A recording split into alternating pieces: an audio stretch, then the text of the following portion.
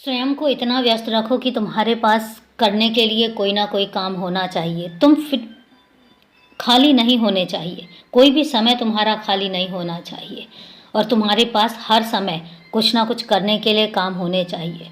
तुम्हारे कर्म होंगे और मेरा साथ होगा और उसके बाद तुम्हारे हर रास्ते को मैं आसान करता चला जाऊंगा। कौन तुम्हारे लिए गलत सोच रहा है या कौन तुम्हारा गलत करना चाहता है, ये सब तुम्हारे सोचने के लिए नहीं है। इन सब बातों को सोचने के लिए मैं बैठा हूँ और तुम सिर्फ अपना काम करो। तुम्हारे कर्म, तुम्हारा चमकता हुआ भविष्य तुम्हारा इंतजार कर रहा है। इसलिए तुम इन सब बातों पर ज़्यादा ध्यान दिया ही मत करो। तुम्हारे साथ साथ हर कदम पर तुम्हारा बाबा चलता है, जो तुम्हारे लिए बहुत कुछ सोच चुका है। तुम्हारे भाग्य में क्या लिखा है और आगे क्या होगा, इसकी योजनाएं तुम मत बनाओ, छोड़ दो, मुझ पर छोड़ दो। ये सारी योजनाएं मैं बनाऊंगा और उसके बाद तुम्हारे भाग्य को मैं लिखूंगा। तुम मुझ पर छोड़कर तो देखो, तुम सिर्फ अपना कार्य करते चले जाओ।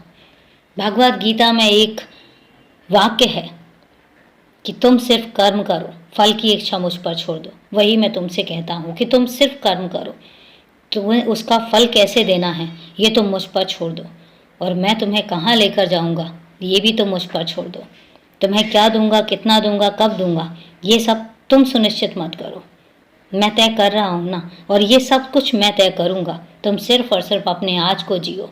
आज में खुश रहो, खुलकर जियो। तुम्हारा जीवन बहुत कीमती है, इसको यूं व्यर्थ मत जाने दो।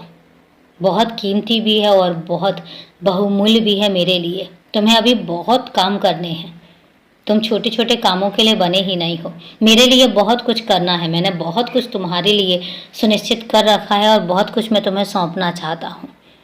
तुम एक ऐसे बच्चे हो जिस पर मैं अपने जीवन का भार सौंप सकता हूँ और इसीलिए तुम निश्चिंत रहो, सिर्फ अपने काम करते रहो। बाकी सब मुझे सुनिश्चित करने दो। जब मैं सुनिश्चित करूँगा तो फिर देखना तो वो चीज़ें कैसे बदलेंगी।